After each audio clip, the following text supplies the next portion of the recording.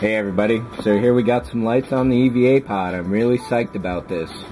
Right now the power is just clipped in here, as you can see, but the wires will run through positive and negative here, and then this is going to be mounted on an 18-inch wall plaque like my other 2001 models. The LEDs are phenomenal. These are warm whites as opposed to standard whites, which give off a blue tinge, and obviously here there is no blue, and I'm really loving this. These LEDs tend to cost about twice as much as standard white LEDs, so that's $20 for 100 on eBay instead of $10. However, not having that blue in there is really phenomenal, and I'm really psyched about this. So one of the things that did not come with the kit was lenses for the lights. So let me turn these off so you can see what's going on here. These are 3mm in there, and they just sit right in. I had some trouble snugging them through, but it worked out alright. So about the lenses, YouTuber Mr. Chief 101 reminded me that Captain Cardboard mentioned that you just get these regular googly eyes from a craft store. So I didn't know which size to get, so I got 15mm, 10, and 5mm.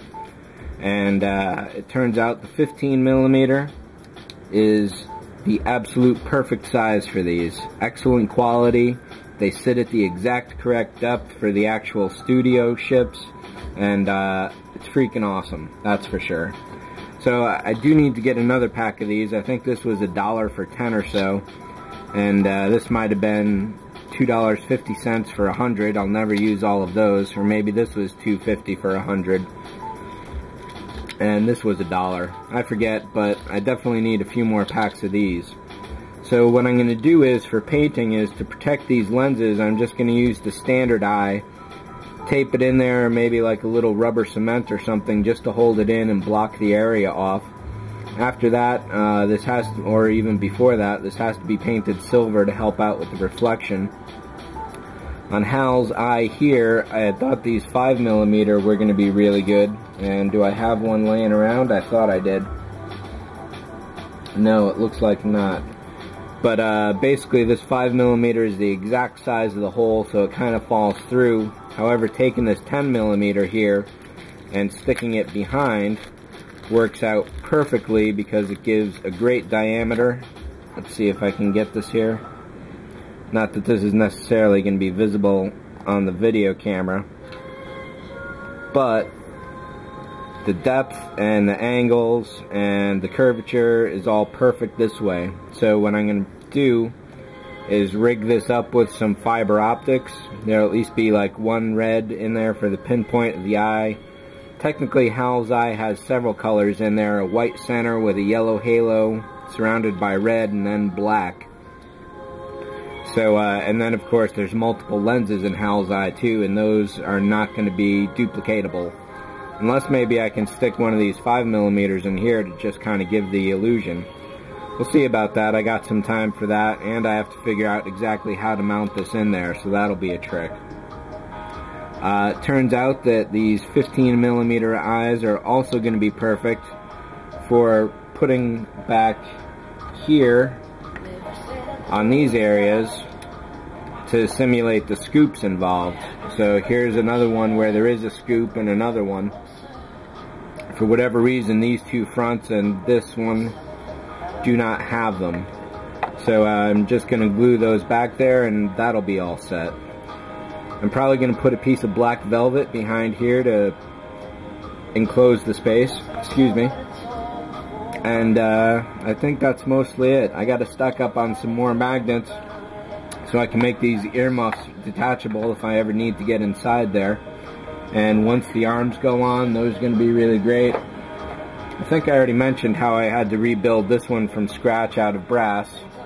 But maybe I'll put these in here and light it up. This will be the first time I've actually seen this as well.